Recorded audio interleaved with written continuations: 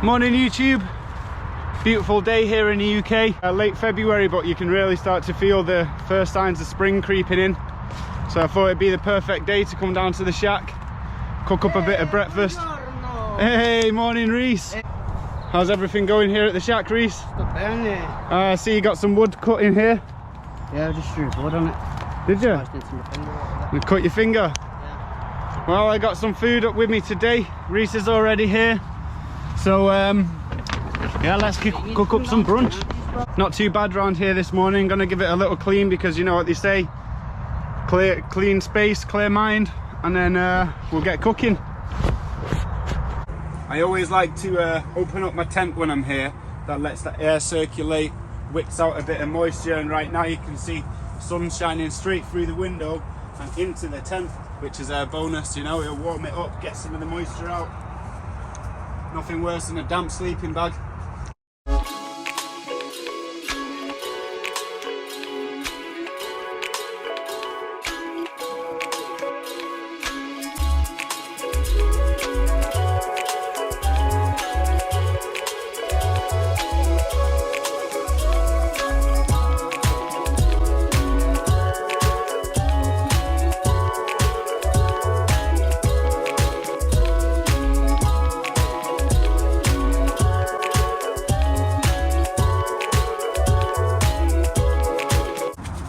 Obviously we're out in the woods, so it's hard to keep things clean.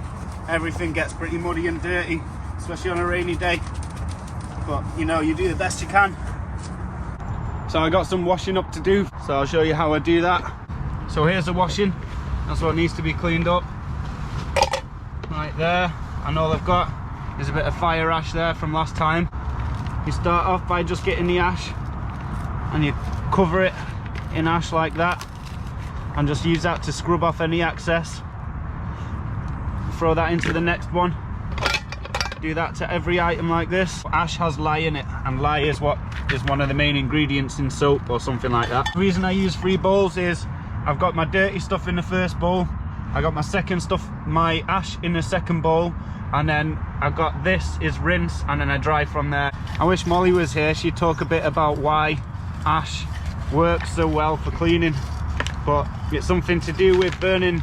They used to burn their bodies in a certain river in India, and they find that when they wash the clothes in that part of the river, they'd always come a lot cleaner than other parts of the river, and it's to do with the lye and the ash.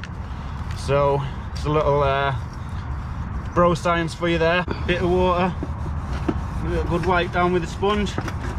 Did a bit of research into the whole washing up with ash thing, and I didn't find too much, but it does contain lye, and it was commonly used to wash up in the 1800s in the UK. Ash also has a bunch of other uses. You can use it as a toothpaste alternative. It can be used for melting snow instead of, you know, grit or salt, whatever they usually use.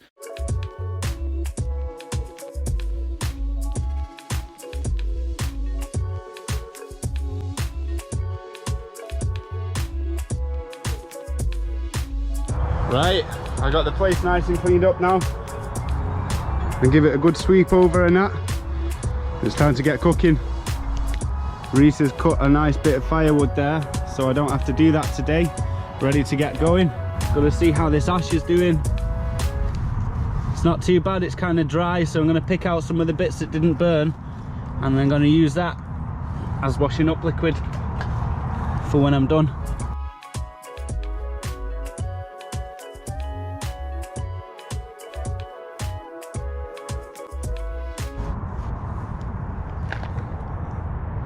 There you go, nice clean fire pit now.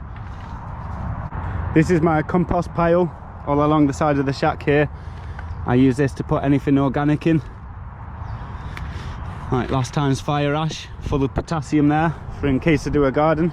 Somewhere in here there's a log, like a starter log. Let's see if I can dig down and find that. There it is. Accende la foco. Gonna start with that beast. Light it at both ends. Use the quicker light for me. Easy.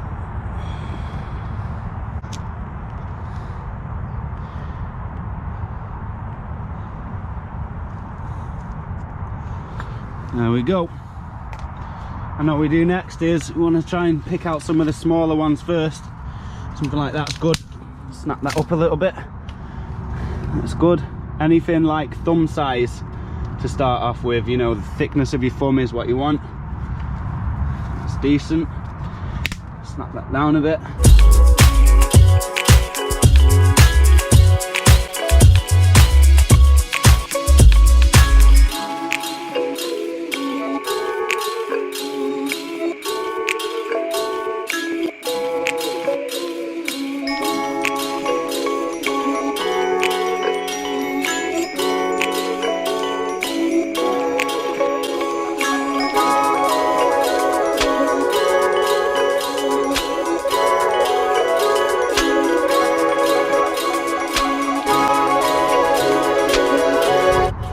The general way I like to build a fire is log cabin style. So as you can see, I've got all the sticks going along this way first, and then the next layer goes along this way, and then so on and so forth. Kind of like a Jenga block.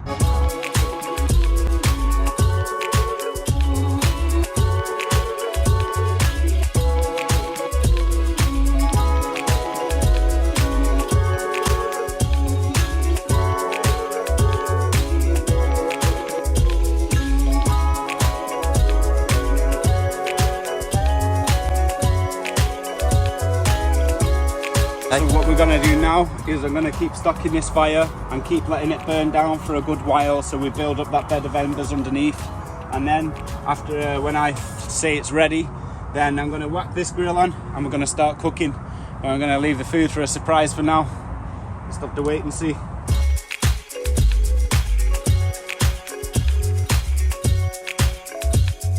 Trusty stool there, doubles up as a chopping board, coffee table, everything I need. And a sawhorse. And a sawhorse.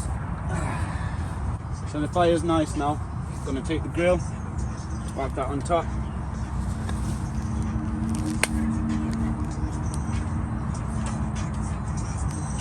Frying pan that we cleaned up earlier. You see it's nice. Whack that on there. I'm gonna let that heat for just like 30 seconds to a minute to make sure the pan's nice and hot. Some olive oil here. I'm gonna throw that in.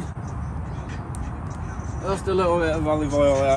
That oil should be nice and hot now. I'm gonna go ahead and I'm gonna add some diced venison.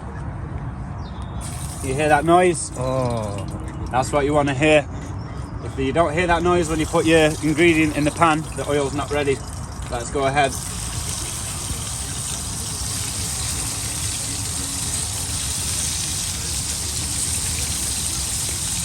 What's going to happen when it's that hot that it sizzles that way is the meat gets sealed and all the moisture is retained inside the meat.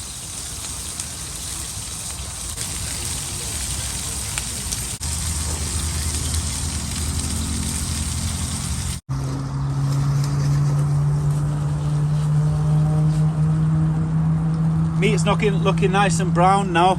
You can see everything's cooking well. That venison's looking and smelling amazing. So I'm gonna keep this on the flames here. I'm gonna throw in the mushrooms.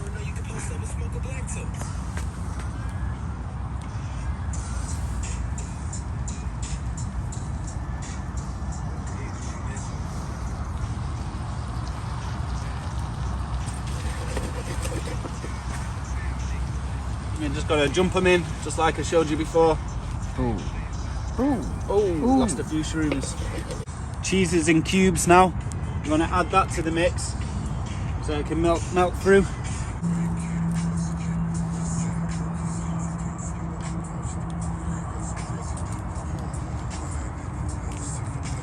So we've got all the ingredients now cooking in there nicely. I'm just waiting for the cheese to melt through. So in order to give your fire a nice little boost when the logs are just burning slow and steady like that, you take small stuff and they will certainly boost them flames. When you're choosing your sticks, you want to make sure they're nice and dry. You want to hear this nice cracking sound. If that doesn't happen, you're dealing with too fresh, wet wood.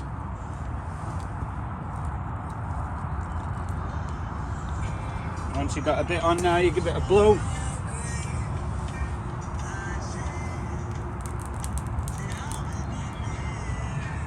Flames are licking the pan again.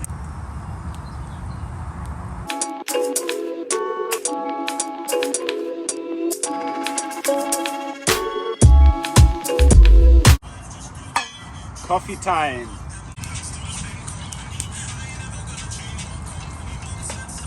Let's get that onto the boil on the side here. Cheese is starting to bind it all together now. We'll start with a couple of sausages. 2 sausages in there.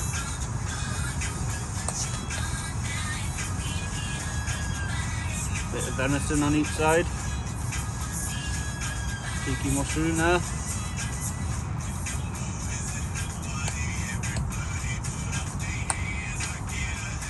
Couple of mushrooms.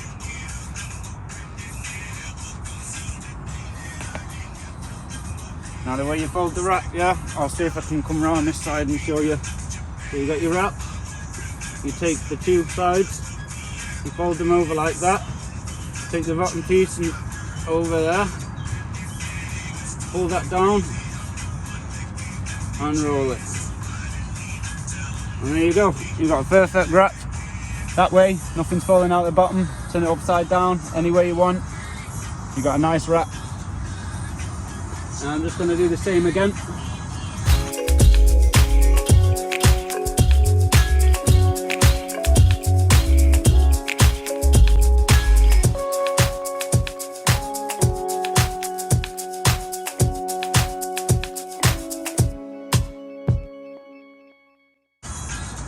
I'll show you from the other angle now. It's the exact same thing really. Well, it is the exact same thing, but upside down. If you get any tears or rips in your flatbread, have them on the side that is going to be on the inner side. You'll see what I mean in a minute there.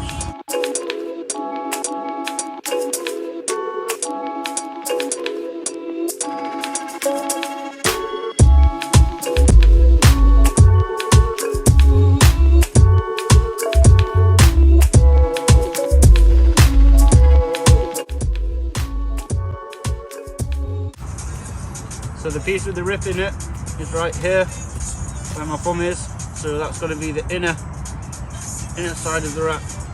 I only had 3 wraps left, so I made this last one nice one fat, and that can be half with premium Reese. Even though last time I gave him 2 full wraps like this, and it was a bit much, he nearly threw up. The flames aren't roaring right now, but it's certainly belting out a nice bit of heat. So that's a nice hot grill. I'm gonna take these. And with the roll side down, you want to put them on the grill.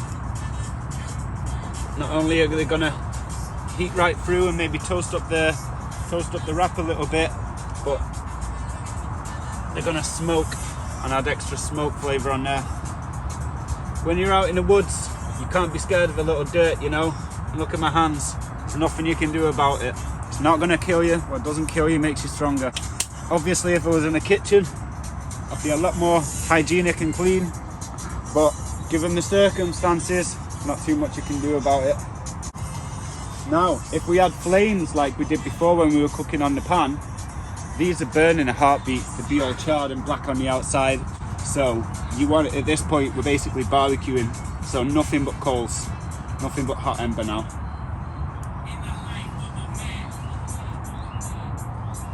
So there you have it, 3 beautiful venison, pork sausage, mushroom and red Leicester wraps. Cooking loose. Oh my god. How good are they, eh?